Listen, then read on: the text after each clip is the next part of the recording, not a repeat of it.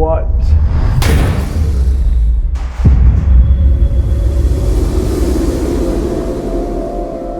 Hello my friends, my name is Steffen Foullon. Welcome to our new video here at the Norma factory. We're still in the lab and we're testing on moose bones. Absolutely curious to see what's about to happen here. So we just talked about where to actually place the bullet. We sawed the bones in half to, well, get 4 blocks out of it, and then of course to be as much comparable as possible. The focus on this video will be the importance of bonding and comparing a bonded bullet versus a non-bonding bullet. We will choose a competitor to see the effects on residual weight on wound channels, and we will look at this with our high-speed camera, so stay tuned. Wow, so a lot happened down there. Well, let's check it out. Oh, good Lord. You were right.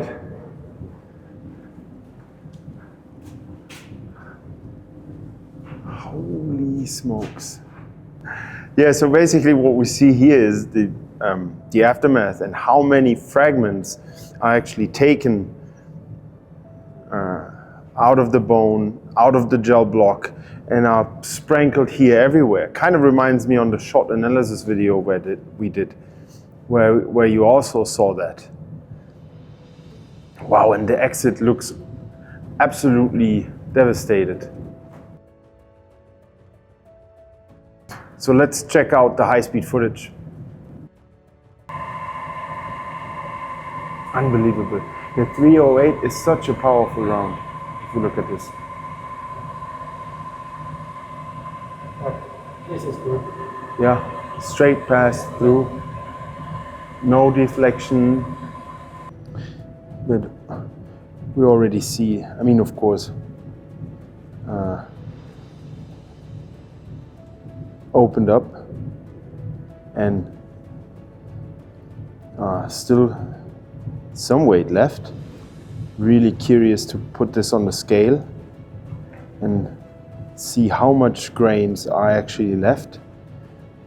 But you can already tell that even though the oryx hit probably one of the most and heaviest bones in the animal kingdom, when you're excluding big game like rhinos and elephants, that the bullets still stayed intact, and we're talking about 308 right here. Now we're shooting the non-bonded competitor against the same bone. Everything stays the same. We have the same bone, just a different leg. So same portion of the bone, same distance, same caliber. The only difference is the bonding. If I would have to make a bet, I would say that there will be exits. I think even though it's a fragmenting bullet, I think it doesn't disintegrate completely. I think we will have a core that will enter, and we probably have much more flying to the left and right. So I think the metal, the jacket will disintegrate, but that at least a core will push through.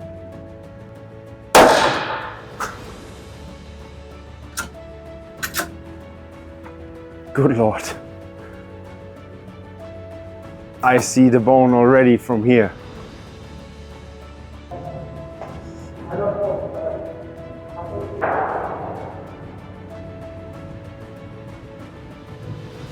So it's a hollow cone.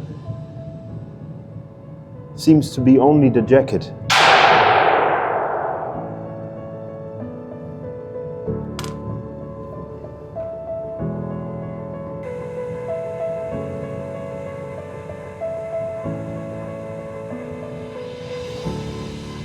Yeah, it's more of a shotgun shell.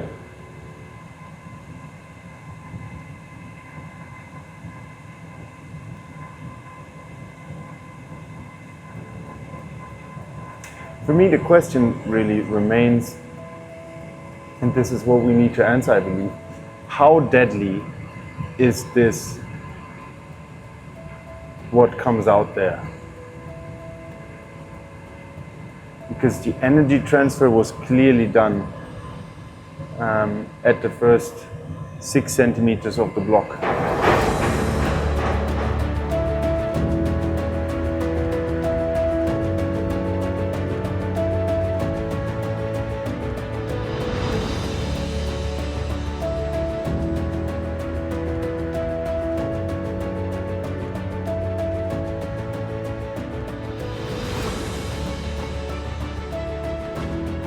What we saw with the small gel blocks is great effect on both bullets. But what we're trying to find out here is what actually happens after the expansion and how much lethality you get due to bonding, so that the residual weight is higher and that you get deeper penetration within the animal. We're shooting big animals here, so we really want deep penetration, and that's why the wound channel is absolutely crucial. That's why we came up with this idea.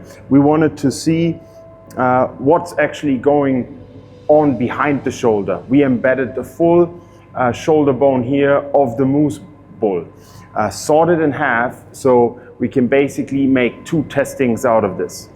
So the shoulder bone is embedded 4 centimeters within the gel block. That should resemble the muscle tissue that is actually in front of the shoulder when you shoot at a moose. This is as close to reality as you can get without harming a real animal.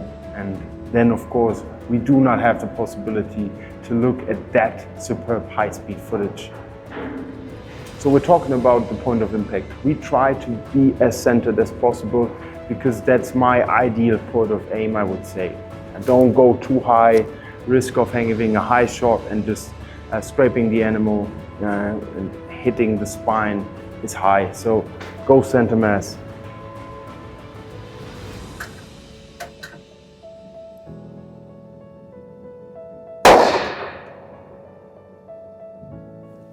I got it. Yeah, and the block is still on the table.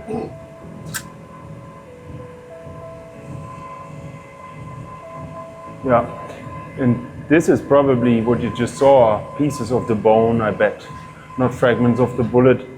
And we have a beautiful cavity due to the bonding, and I believe what looks like a much more controlled energy delivery throughout the gel block, or the resembled engine room, lung and heart area of the moose bull.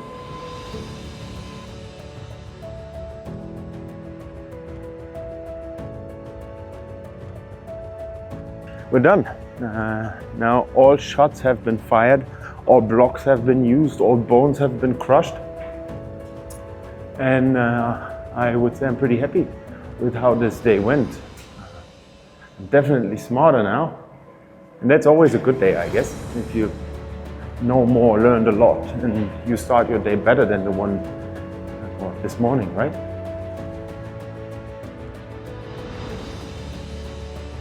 So we are measuring the residual weight, 2.71 gram left of the 308.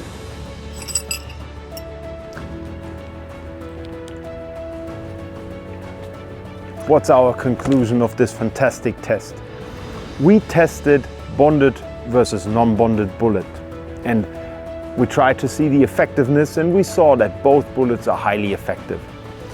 On the bonded bullet, we had a more steady and longer energy transfer. That's probably better if you hit the animal at a different angle or not an ideal angle. With the non-bonded bullet, we saw a massive amount of energy transfer, but we also lost a big portion of the bullet. So is the non-bonded bullet lethal? Yes, definitely it is. But what's the price of that? Let's go into the math. We started with an 11.5 gram non-bonded bullet, and we ended up with a 3.9 gram non-bonded bullet. Basically just a jacket. That means only 33% of the bullet are left. Where are the other 67%? Well, most likely in the animal. And this is something I'm not really keen on, to be honest. If we compare this with the Oryx bonded bullet, we started with an 11.7 gram bullet and we left with 11.0 gram, which means we have 94% weight retention, even though we were hitting the big bones. And that's exactly what I'm looking for, to be honest. Quick and ethical, lethal kill, but have as much bullet intact leaving the animal so I can stay with that good meat and as much good meat as somehow possible. Guys, if you like videos like this, please consider subscribing to the Norma YouTube channel. This helps us to produce videos like this for you, so stay safe and keep on hunting.